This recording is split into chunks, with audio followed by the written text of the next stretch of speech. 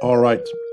So we have four LFOs here, the frequency of each of them is modulated by different waveforms of the same LFO. So the first LFO here is the frequency is modulated, self-modulated by the saw wave. The output is a square. Here the output is a sine wave modulated by a saw, again by a saw.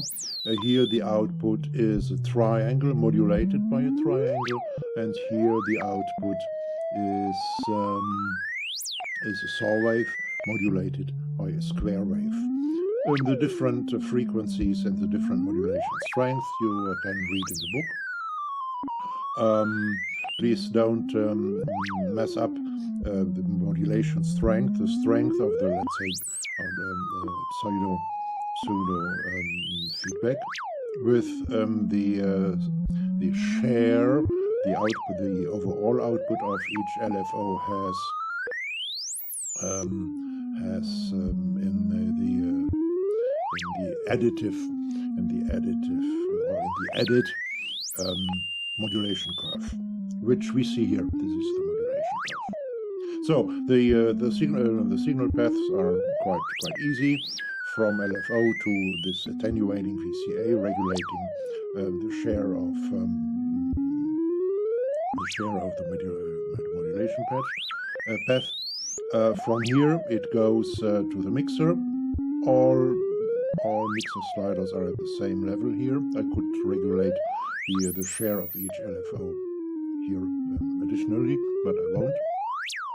From the mixer, it goes to the scope, of course, and from the mixer, the signal goes to the quantizer, from the quantizer to the VCO, the sound engine, and from there to the main audio output. So let me at first find out or demonstrate the share of each LFO. Demonstrate what each LFO contributes to the overall development of the pitches that we hear. So to do so, I start with LFO number 1. Here it's channel number 4. So I reduce all other LFOs. So, and we get only peaks, sharp peaks.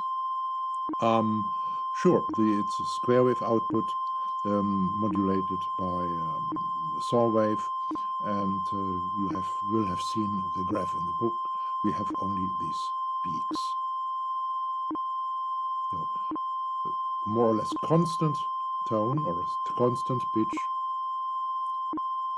at each peak, going a bit down. All right.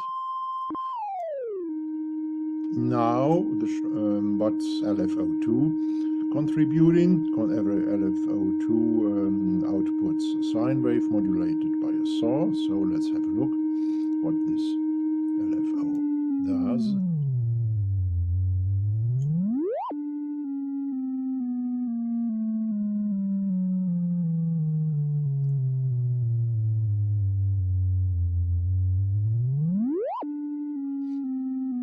Yeah, and according to sine wave,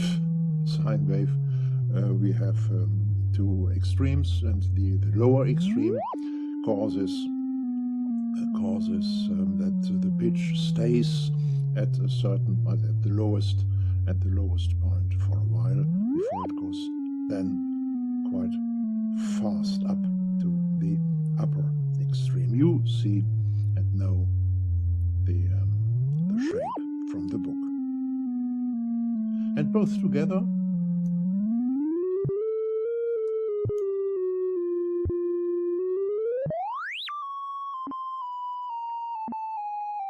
change the sound in the way you are seeing and hearing here. Okay.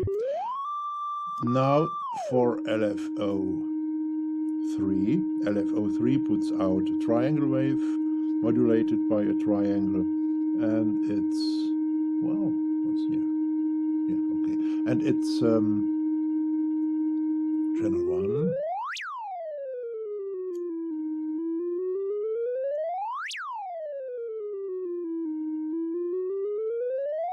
Yeah, and once again, you will recognize this shape from what have you seen in the book. And last but not least, LFO number 4. LFO number 4 is outputting a modulated saw wave modulated by a square wave, and it's channel number 2.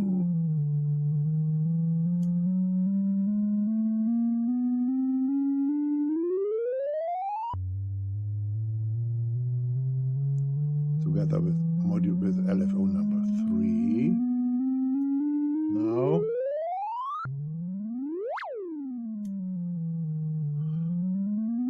and adding LFO number 2.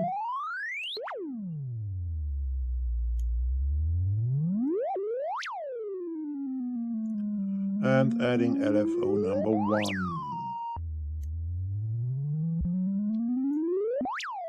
Okay, now different frequencies.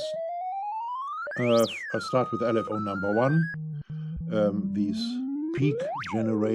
down peak generating LFO.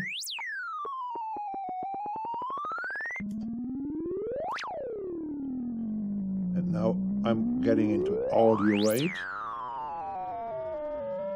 with the peaks, with the frequency of the peaks.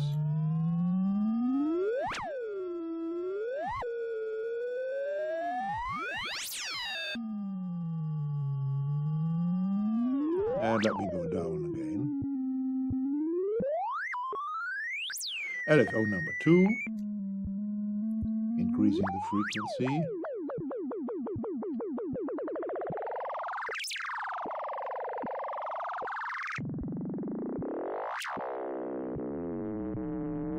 Once again, now I'm in audio rate with the frequency of LFO2. And let me go down again. And LFO number 3, increasing the frequency.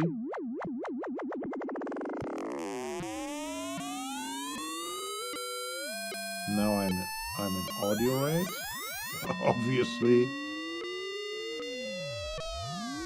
Going down again. And LFO number 4.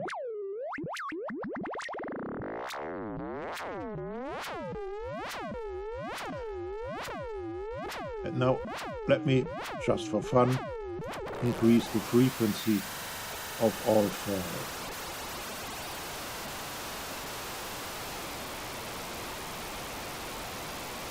A little bit less, perhaps.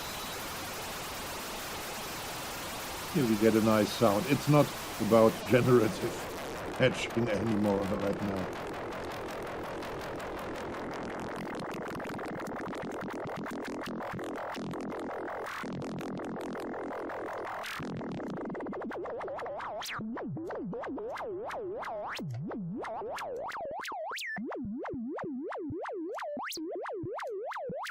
All right,